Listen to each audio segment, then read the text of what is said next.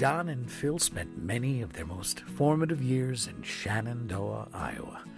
Shenandoah was the home of KMA and KFNF radio stations that provided content for a large farming community, and therefore was a hub for hillbilly music and country western radio entertainers like Bill Monroe, Lefty Frizzell, and the boys' parents, Ike and Margaret Everly. Aside from having work opportunities there, Ike and Margaret felt this small town was a great place to raise their kids. In 1946, at ages 6 and 8, Don and baby boy Phil performed professionally for the first time on their parents' live KMA Christmas radio show. Soon after, by popular demand, in 1951, they officially began their career playing 6 days a week, Monday through Friday at 6 a.m. before school, and 2 broadcasts on Saturday with the Everly Family Radio Show.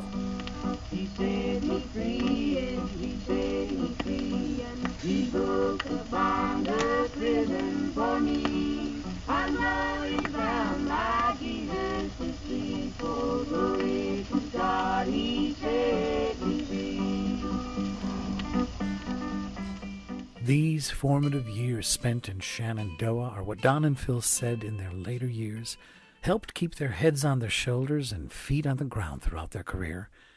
Their sense of discipline and value formed for community, music, and family in Shenandoah are greatly responsible for why Don and Phil were, as producer and legendary guitarist Chet Atkins referred to them as, a cut above the rest.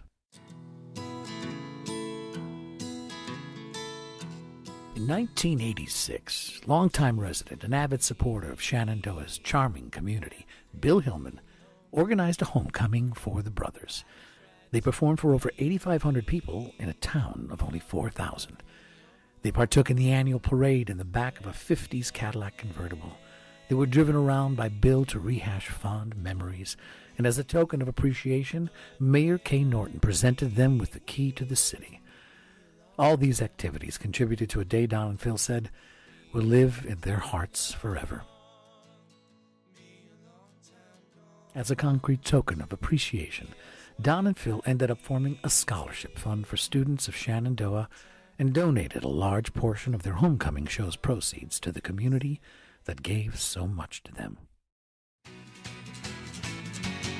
31 years later, September of 2017, the Zmed brothers were invited by Bill Hillman to participate in Shenfest, an annual festival that celebrates past and present Shenandoah culture.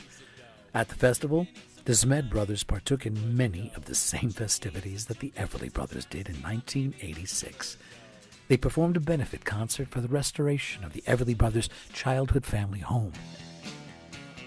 They got to ride in the annual parade, visit historical Everly sites including the bakery where they got donuts before school, and their favorite house in Shenandoah, the J House, which was owned by George J. of George J. Drug Company, a local hang they went to with friends to drink cherry phosphates.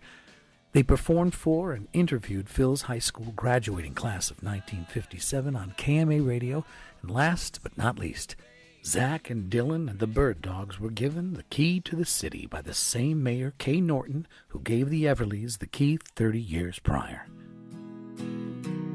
To have been able to spend such valuable and intimate time in a town that helped foster America's greatest sibling rock duo ever overwhelmingly affirms and enriches the mission the Zmed brothers and the Bird Dogs band set out to accomplish in the beginning of 2016. Long live the music.